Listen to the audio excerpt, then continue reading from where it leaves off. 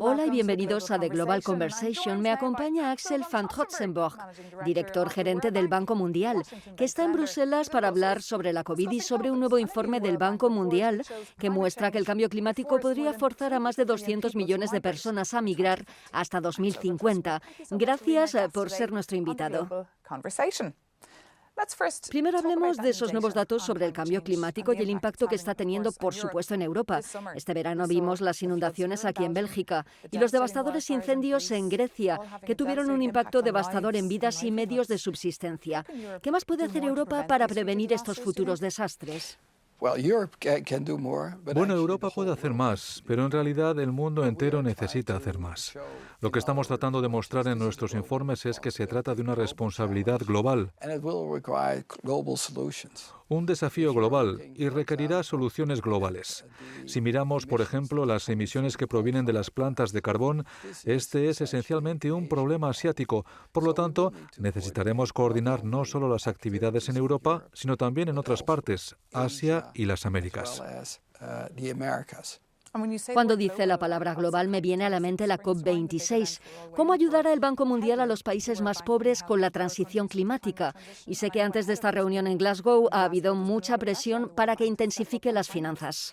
Bueno, estamos de acuerdo en que todos tenemos que hacer nuestra parte. Estamos de acuerdo con eso y hemos sido agresivos al respecto. Hemos estado ampliando sistemáticamente nuestras actividades climáticas. Para darle una idea, nuestra financiación climática ha aumentado aproximadamente un 50% en los últimos 2 años, de aproximadamente 14.000 millones a 21.000 millones de dólares. ¿Y cómo asegurarse de que esta financiación climática o la recuperación económica son ambientalmente sostenibles? Esto centra las actividades del Banco Mundial. Me refiero a sostenibilidad y desarrollo a largo plazo. Y es que en nuestros programas siempre miramos a largo plazo. En realidad, esta fue la forma en que se creó originalmente el Banco Mundial hace 75 años, pensando en el desarrollo a largo plazo. Esa es la preocupación que he visto esta mañana. Según un informe de Oxfam, esta transición no solo debería centrarse en reducir las emisiones, también en ayudar a los países a ser más resilientes y adaptarse a los efectos peligrosos del cambio climático. No podríamos estar más de acuerdo porque tenemos que mirar la resiliencia, pero también la inclusión. Lo que estamos viendo es que el cambio climático puede llevar nuevamente a muchos millones de personas a la pobreza extrema, particularmente en África, y que estos sistemas no están preparados para enfrentarlo.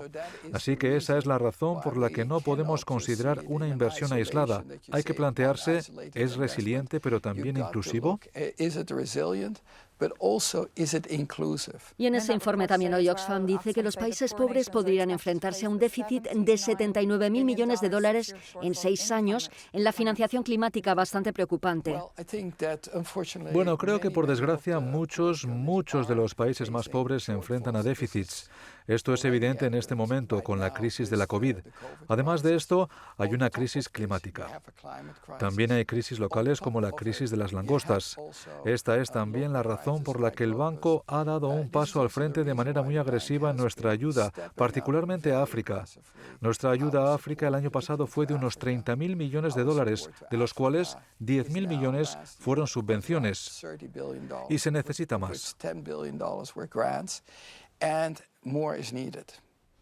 Se necesita más. De acuerdo, todavía no hemos mencionado la COVID, pero hemos visto que se han administrado más de 1.000 millones de dosis en todo el mundo, pero menos del 0,2% en los países con ingresos más bajos. ¿Quién tiene la culpa de este enorme desequilibrio? Estamos muy preocupados. Hemos hablado de esto. Lamentablemente, los países más pobres y en particular África se han quedado fuera. Menos de un 2% han sido completamente vacunados. Creemos que esto es inaceptable.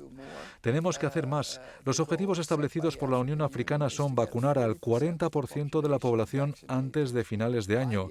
Centrémonos en eso. Uno de los problemas es acceder a la vacuna.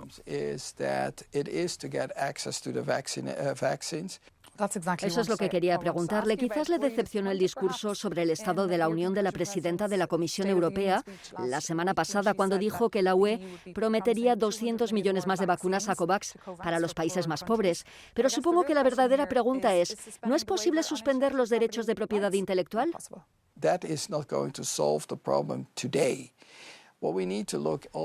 Eso no va a resolver el problema hoy. Lo que hay que ver a medio plazo es cómo puede haber más capacidad de producción en África.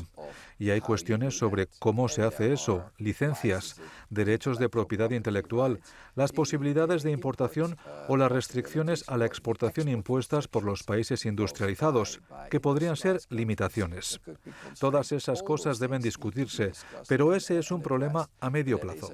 Decimos que necesitamos vacunarnos ahora mismo y luego necesitamos ver cómo podemos ayudar a los países de bajos ingresos, fortaleciendo integralmente sus sistemas sanitarios, pero también brindando la posibilidad de tener su propia capacidad productiva.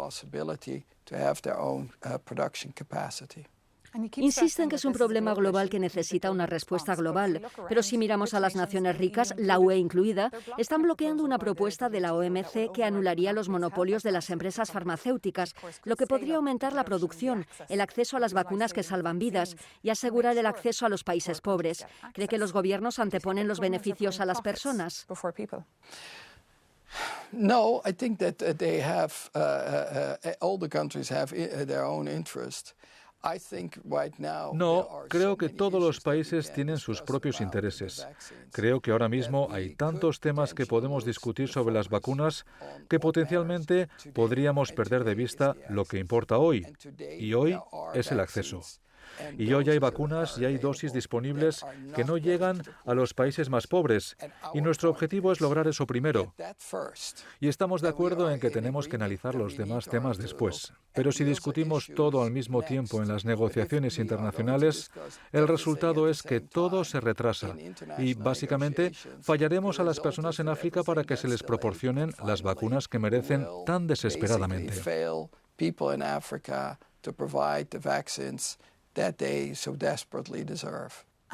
Antes de terminar, me gustaría preguntarles sobre la crisis económica en el Líbano. Hay poca información y lo hemos estado siguiendo muy de cerca aquí en Euronews. ¿Hay algo que puedan hacer instituciones como el Banco Mundial y si no es así, por qué? El Líbano es un miembro fundador del Banco Mundial, así que nos hemos comprometido con él. Creo que el Líbano tiene un entorno político muy difícil, con poco consenso en esto. Lo que estamos pidiendo es que el gobierno necesita unirse y obtener un plan que sirva a los libaneses y no a intereses concretos.